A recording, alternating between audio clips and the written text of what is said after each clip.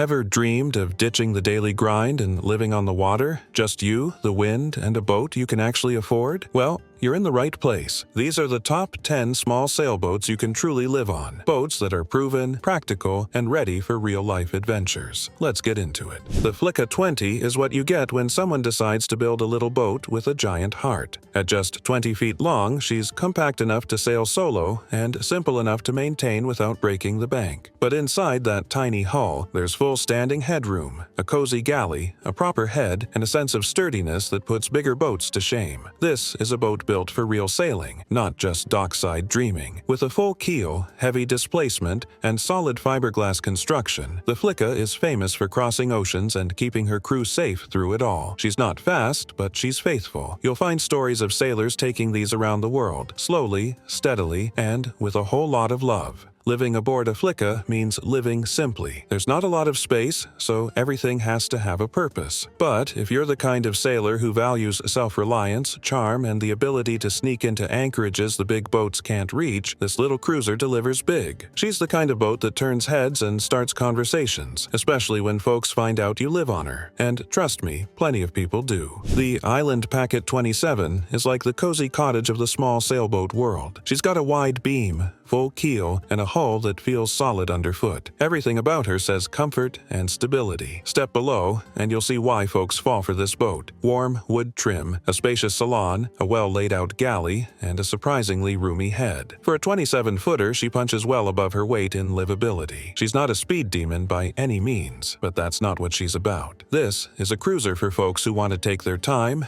poke into shallow waters thanks to the shoal draft, and enjoy the journey. The boat feels like it was designed by someone who actually lived aboard. There's smart storage, good ventilation, and even a nav station that doesn't feel like an afterthought. Living aboard an Island Packet is peaceful. It's the kind of boat where you wake up to coffee on the stove, a good book in hand, and know where you have to be. For couples or solo sailors who want a rock-solid home afloat with classic charm, this boat checks a lot of boxes. She's a little slice of slow-sailing heaven. The MacGregor 26X is one of those boats that really splits the crowd. Some folks love it, some turn up their nose. But if you're looking for a light, trailerable sailboat that you can actually live on, this quirky little hybrid has a lot going for it. It's part sailboat, part motorboat, and that flexibility is what makes it unique. With a water ballast system and a swing keel, it's easy to trailer and launch. The cabin layout is surprisingly generous, offering sleeping space for 4, a small galley, a head, and a table for meals or working on the laptop. It's no palace, but it's got all the basics, especially for a solo sailor or a minimalist couple looking to cruise on a budget. What really sets the MacGregor apart is that you can slap a big outboard on the back and motor at over 15 knots. That opens up inland routes, rivers, and tight weather windows where most sailboats would be stuck. For liveaboard life on the move, that's huge. If you want a do-it-all budget cruiser that sails decently, motors fast, and can be towed behind a pickup,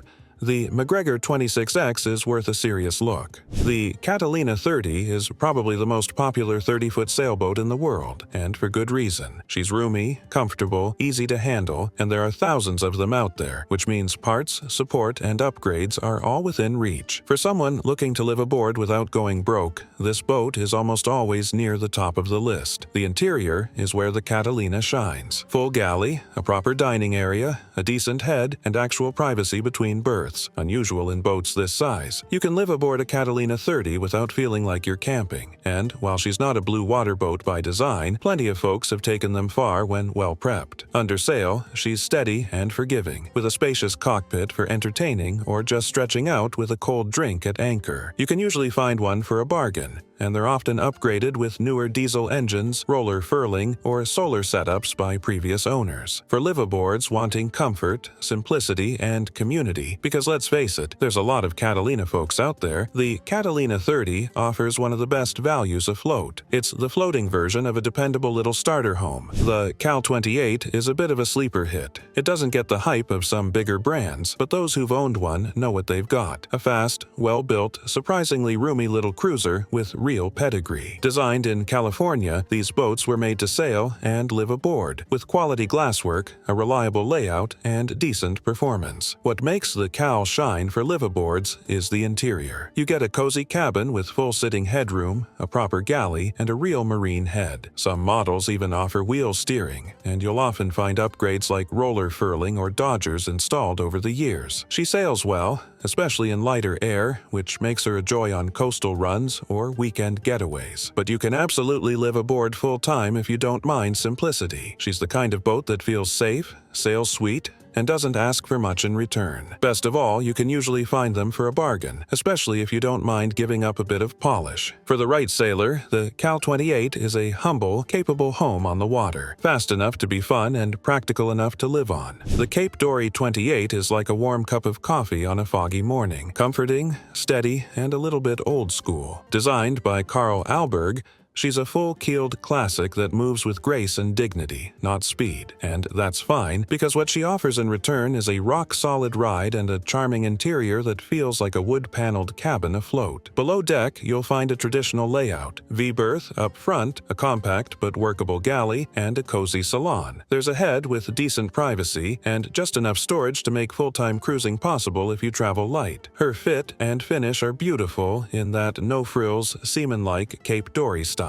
Living aboard a Cape Dory 28 is a bit like stepping back in time, in a good way. She teaches patience, rewards careful seamanship, and keeps you honest when it comes to planning passages. This isn't a boat for speed demons or those who want lots of gadgets. This is for the sailor who values simplicity, seaworthiness, and the romance of the traditional cruising life. A true little ship for those who aren't in a hurry, just in love with the journey. The Contessa 26 is the classic underdog of the small cruising world, a compact, seaworthy boat with serious ocean-crossing credentials. She's got a long keel, narrow beam, and a hull shape that can take a punch from Mother Nature and keep moving. This is the boat for dreamers who don't want to wait until they retire to go offshore. She's famously tough. Many have circled the globe in these, solo or with a partner, and that says something about both the boat and the people she attracts. She's small below, no doubt. The space is tight, but it's smartly used. A couple or solo sailor can live aboard with just enough room to cook, sleep, and navigate. You won't be hosting dinner parties, but you'll be crossing oceans. The Contessa doesn't care about speed records or comfort at the dock. She's all about getting you there safely, even when the weather turns nasty. And while she's not for everyone, tall folks might find her headroom lacking, there's a gritty charm to making a life aboard such a determined little boat. If you've got wanderlust and a tough streak, the Contessa 26 might be the boat that sets you free. The Aloha 28 is one of those Canadian-built gems that often flies under the radar but offers a whole lot of value for folks looking to live simply and sail comfortably. She's solidly built, handsome in a traditional way, and surprisingly roomy below deck. One of her best features is the layout. Instead of trying to cram in every possible berth, the Aloha keeps things smart and spacious. The galley stretches across the stern, freeing up space midships for a larger salon. There's a proper marine head with privacy, and the V-berth forward is generous for a boat under 30 feet. Teak and mahogany give the interior a warm, homey feel, even if it's a bit dark by today's standards. Sailing-wise, the Aloha isn't a speedster, but she's steady, forgiving, and handles coastal cruising beautifully. Roller furling is common on these boats, making them easier to manage solo, and since they're fairly common in North America, especially in the Great Lakes and on the coasts, they're often found at bargain prices.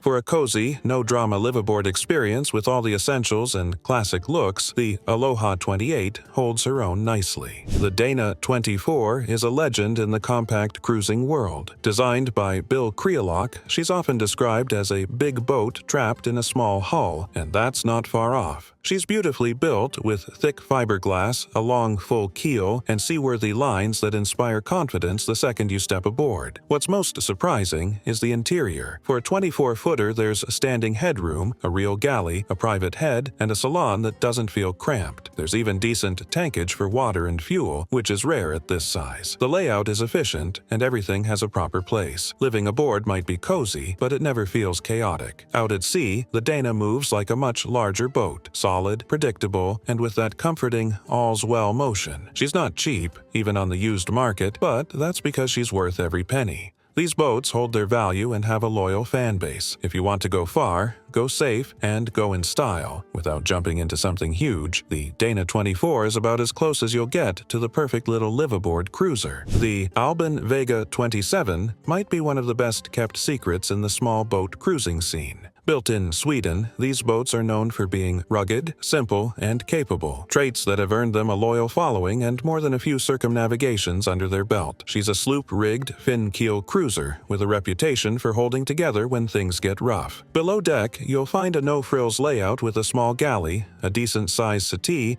and a V-berth that's surprisingly usable. It's not luxurious, but it's practical, and that's what matters when you're living aboard on a budget. What sets the Vega apart is its combination of toughness and affordability. You can still find them reasonably priced, often with good gear already installed by a previous owner who had big plans. And despite her vintage, the boat sails well. She's light on the helm, responsive, and forgiving, ideal for new cruisers and solo adventurers alike. For someone looking to keep things simple and seaworthy, the Albin Vega 27 offers just the right blend of comfort and capability. She's proof that you don't need a huge boat or a huge bank account to chase big dreams on the water. So there you have it, 10 small sailboats you can actually live on. Boats with heart, history, and just enough space to make a floating life not only possible, but pretty damn satisfying. Whether you're into rugged ocean crossers like the Contessa 26, charming little homes like the Flicka 20, or solid cruisers like the Catalina 30, there's something on this list for every kind of sailor with a dream and a little grit. The truth is, you don't need a 40-footer or a 6-figure budget to start living the life. What you do need is the right mindset, a willingness to downsize, and a boat that feels like home, even if it's only 24 feet long. If one of these boats caught your eye, let me know in the comments which one you'd sail away on. And if you've already taken the leap, I'd love to hear what you're living aboard now and what you've learned along the way. Until next time, stay salty, stay curious, and I'll see you out there where the water meets the wind. Cheers!